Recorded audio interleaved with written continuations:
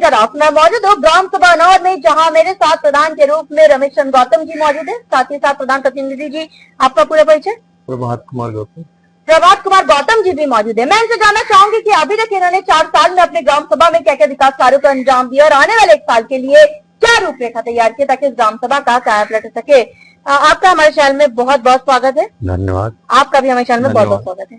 आपने अभी तक 4 साल में अपने ग्राम सभा में क्या क्या विकास कार्य करवाए हैं? क्योंकि आपने अभी तक आप लोगों का प्रधानी चलती आई हुई है, ग्राम सभा का प्यार आपको मिलता है, जनता का प्यार मिलता है, फिर भी इस साल में आपने क्या क्या काम करवाया?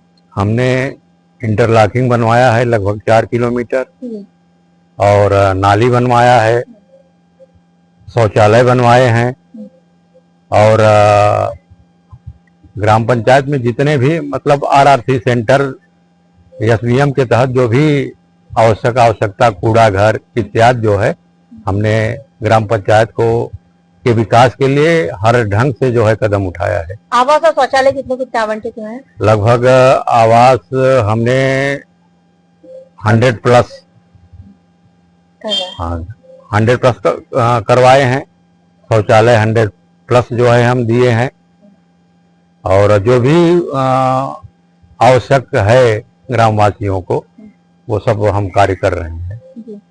प्रभात जी, युवा होने के नाते आप अपनी ग्राम सभा में क्या क्या काम करवाना चाहेंगे? हम देखिए युवा को बढ़ाने का प्रयास कर रहे हैं, युवाओं पर खासकर उनकी जो भी क्षमताएं। अभी एक स्पेशल गवर्नमेंट की तरफ से आया है उद्यम, कोई आया है एक विश्वकर्मा करके कोई प्रोजेक्ट है, उसके लिए काफी हम महिलाओं को जोड़ रहे हैं, जिसमें सिलाई मशीन और जो भी जो जैसे विश्वकर्मा वर्ग के हैं उनको जो है जो भी है, तो उसमें क्या कहते हैं घड़ा बनाने के लिए मशीन प्रोवाइड की जा रही है, प्लस 15,000 अलग से दिया जा रहा है। उसके लिए बता रहे हैं उस सब चीजों के बारे में और उन्हें जो है प्रयास कर रहे हैं बढ़ाने का। बहुत अच्छी सोच है आपकी। अच्छा, अगर मैं बात करूं यहाँ आपके ग्राम सभा में स्वास्थ्य के बारे में, तो हमारे उप मुख्यमंत्री ब्रिजेश पाठक जी स्वास्थ्य मंत्री हैं, स्वास्थ्य के प्रति काफी जागरूक भी है, तो आपने कोई स्वास्थ्य को बेहतर बनाने के लिए पैरामीटर तैयार किया अपनी ग्राम सभा? स्वास्थ्य उप स्वास्थ्य केंद्र हमारे यहाँ बना है, लेकिन जो है वहाँ कोई न तो एनएम आती है न तो कोई डॉक्टर आते हैं और वो भी बहुत ही जीर्ण शीर्ण अवस्था में बना हुआ है। अच्छा, तो उस शिकायत नहीं की? मैंने कई बार लिखित शिकायत किया है इसके बारे। आपके पास? जी होगी हमारे पास, जरूर कार्रवाई की जाएगी। जी प्रभात जी, आपको क्या लगता है कि स्वच्छ भारत मिशन में आपकी क्या राय है? स्वच्छ भारत और स्वस्थ भारत, स्वच्छता को लेकर आप अपने ग्राम सभा में क्या कहते हैं? स्वच्छ भारत मिशन ये भारत सरकार की एक अच्छी योजना है, क्योंकि हमें पहले जो है साफ सफाई पे विशेष ध्यान देना है। अगर साफ सफाई पे विशेष ध्यान देंगे तो स्वस्थ रहेंगे। फिर चाहे घर का कूड़ा हो और या गांव का कूड़ा हो, कुछ भी हो, उसे हमें साफ सफाई रखना है और एक जगह एकत्रित करना है। इस पे हम केवल जनप्रतिनिधियों का ही नहीं है, हम कह रहे हैं कि हर एक जनता का जो है ध्यान होना चाहिए और जिम्मेदारी समझनी चाहिए, तभी ये काम हो पाएगा। क्योंकि हर कोई अगर जब हम पहले अपनी आदत डालेंगे कि गंदी चीजों को एक जगह रखने की, तब फिर हम साफ सफाई कर पाएंगे। आरआरसी वगैरह बन चुका है, कूड़ा गाड़ी बन चुका है, कूड़ा गाड़ी आ चुकी है, बट अभी सरकार थोड़ी सी और चीजें इम्प्लीमेंट करने की जरूरत है, क्योंकि कूड़ा गाड़ी चलाएगा कौन, कौन ले जाएगा। अगर एक ग्राम पंचायत में एक सफाई कर्मी है और अगर 30,000 की पब्लिक है तो जाहिर सी बात है गार्बेज उतना ज्यादा ही निकलना है। तो गार्बेज को इकट्ठा करना, कलेक्ट करना और समय समय पे ले जाना, ये काफी जो है ये महत्वपूर्ण है और काफी चैलेंजिंग है। आपने परेशानी पहले ही बता दी, आपकी ग्राम सभा में सर्वे हुआ, बहुत जनता से मुखातिब है जिनका कहना था कि कूड़ा पूरे घर तक नहीं पहुंच पा रहा है। क्योंकि ये सवाल मेरे होने से पहले इसका जवाब आपने दे दिया, मतलब पहुंच नहीं पा रहा है। वाकई अभी हर यहीं पे नहीं, सब जगह है ये समस्या। अभी इसे थोड़ी और इम्प्लीमेंट करने की जरूरत है। हालांकि सरकार कर रही है इस पे, क्योंकि अभी उसने स्टार्ट किया है, तो इतनी जल्दी हो नहीं पाएगा। काफी अधिक जनसंख्या उत्तर प्रदेश की, तो सरकार इस पे काम कर रही है और जल्द से जल्द जो है देखने को मिलेगा निवारण। ठीक है। अच्छा, आपका कोई सपना है जो आप अपने ग्राम सभा के लिए करना चाहते हैं, जो किसी प्रधान ने न किया, आप करना चाहते हैं? मेरा सपना ये है कि बारात घर हो और आंगनबाड़ी केंद्र हो, विद्यालय को और अपडेट किया जा सके, यही हमारा सपना है। और हर मोहल्ले में और ज्यादा जो है इंटरलॉकिंग व्यवस्था, नाली की व्यवस्था, ये सारी चीजें हर ढंग से सुख सुविधा उपलब्ध करा दी जाए। ग्राम पंचायत वासियों को। वृद्धा पेंशन, आयुष्मान कार्ड कितना हाँ, बन चुका होगा? वृद्धा पेंशन करीब अप्रॉक्स 174 है, जिसमें अभी हमने अपने कार्यकाल में करीब 74 या 70 के आसपास मैंने खुद जो है व्यक्तिगत रूप से लग के किया है। अप्रॉक्स 30 शादी अनुदान और उतना ही विधवा पेंशन करीब 20 to 30। उसके बाद डिसेबिलिटी वाला, कुछ डिसेबिलिटी का हमने सर्टिफिकेट भी बनवाया ले जाके। तो इस पे हमारा विशेष ध्यान रहता है, स्पेशली खासकर जो मूलभूत सुविधाएं, चाहे वो राशन कार्ड हो, वृद्धा पेंशन हो, विधवा पेंशन हो, शादी अनुदान हो, इस पे हमारा मेन फोकस रहता है। और इसमें मैं व्यक्तिगत तौर पे खुद ऑनलाइन खुद करना, सारी चीजें मैं खुद स्वयं करता हूँ।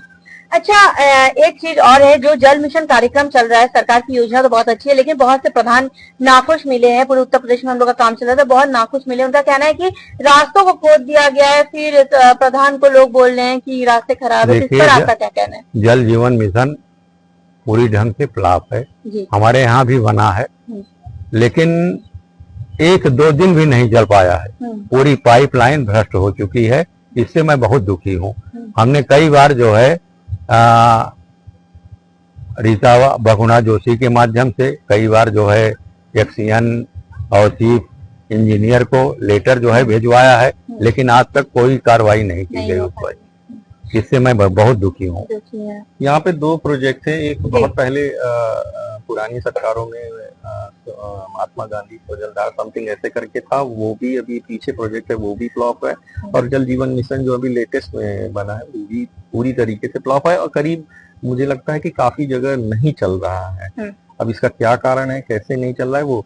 हाँ, सेकंड चीज आपकी बात सही है कि खुदाई, कई जगह रोड बन जाते हैं, उसके बाद खुद जाती हैं, फिर उसके बाद ऐसा कोई प्रावधान हमारे यहाँ बजट में नहीं है कि उसको खोदा जाए फिर बनाया जाए, ऐसा कोई नहीं है। बीच में फिर उसी चीजों की शिकायत होती है कि वो रोड बनी और ध्वस्त हो गई। जब अगर अगल बगल से मिट्टी खोद दी जाएगी तो वो रोड ज्यादा दिन नहीं चलेगी, ऑलरेडी है 1-2 बारिश में चली जानी है। तो इस पे थोड़ा सा ध्यान रखना चाहिए। फिर उसी को कुछ लोग जो है इशू बना के रिप्रेजेंट करना शुरू कर देते हैं कि तो सही नहीं बनी।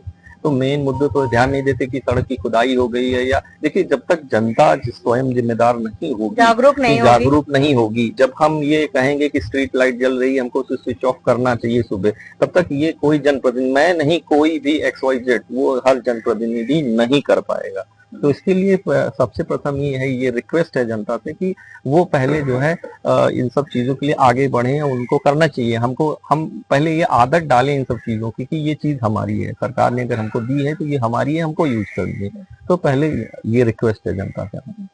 सरकार से आप और क्या मदद चाहते हैं कि आपकी ग्राम सभा का विकास हो सके, और आम जनमानस से आप क्या कहना चाहेंगे?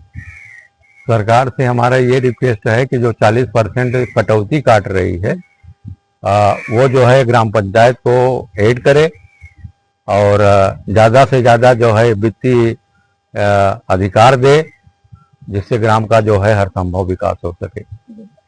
हमारे साथ प्रधान जी और प्रधान प्रतिनिधि जी मौजूद है। इनका साफ तौर पे कहना है कि इन्होंने अथक प्रयास किया ताकि इस ग्राम सभा को नंबर 1 ग्राम सभा बनाया जाए। जैसा कि इन्होंने साफ तौर पे कहा, इनका ड्रीम प्रोजेक्ट, इनका सपना है इस ग्राम सभा में सबसे पहले ये बारात घर, शमशान घाट और साथ ही साथ जो स्वास्थ्य उप केंद्र है जो अभी जर्जर स्थिति में है, उसको चाहते हैं कि बनाना, जिस पर सभी चीजों के लिए लिखित आवेदन करने वाले, जिसकी प्रतिलिपि हम सरकार तक जरूर पहुंचाएंगे। जब आप ग्राम सभा में सर्वे किए थे, बहुत सी जनता से मुखातिब रहते, जिनका कहना था कि कुछ जगह जैसे कूड़ा कूड़े घर तक नहीं पहुंच पा रहा है, जिस पर हमने आपसे वादा किया था गांव की कहानी प्रधान की जुबानी आप तक ले आएंगे, प्रधान की समस्याओं से भी आपको रूबरू कराएंगे ताकि आप इनको वक्त देंगे। अभी भी लगभग 1 साल का वक्त है, जैसे जैसे बजट आएगा अपने ग्राम के विकास के लिए प्रधान जी और प्रधान प्रतिनिधि जी वैसे ही तत्परता के साथ काम करते रहेंगे। और हमें उम्मीद भी है प्रधान जी आप ग्रामवासी की समस्याओं को इसी तरह न केवल सुनेंगे, उसका निवारण भी करते रहेंगे। बिल्कुल निवारण करेंगे, इसके लिए आपको धन्यवाद। आप भी करते रहेंगे? बिल्कुल बिल्कुल करते रहेंगे। युवा होने के नाते, युवा सोच के नाते करेंगे। हम लास्ट 50 ईयर से कर रहे हैं। अभी हमारे बाबा जी 40 साल थे, विद्यालय उन्हीं के द्वारा बनाया गया है। इवन हम लोग लगातार प्रयास कर रहे हैं और करते रहेंगे इस गांव के लिए। जनता का प्यार आपको मिलता है। अब ये तो जनता, हाँ बिल्कुल बिल्कुल उनका धन्यवाद है, क्योंकि ये चीज इतना आसान नहीं है आज के समय पे, स्पेशली ग्राउंड जीरो पे काम करना और हर चीजें सॉल्व करना। व्यक्तिगत चुनाव होता है, अगर आप बार बार जीत रहे हैं तो ग्राम तो कहीं न कहीं उनका प्यार है, काम करवाएं आप तभी। तो ये चीजें हैं, अब ये तो जनता को डिसाइड करना है कितना क्या हमने किया है क्या नहीं है। अब देखने वाली बात बस ये होगी कि इस ग्राम सभा को हम एक आदर्श ग्राम सभा के रूप में लखनऊ ले जाते हैं या नहीं। जर्नलिस्ट संदीप प्रताप सिंह के साथ मैं कोनिका दास, आई न्यूज़ उत्तर प्रदेश, लखनऊ।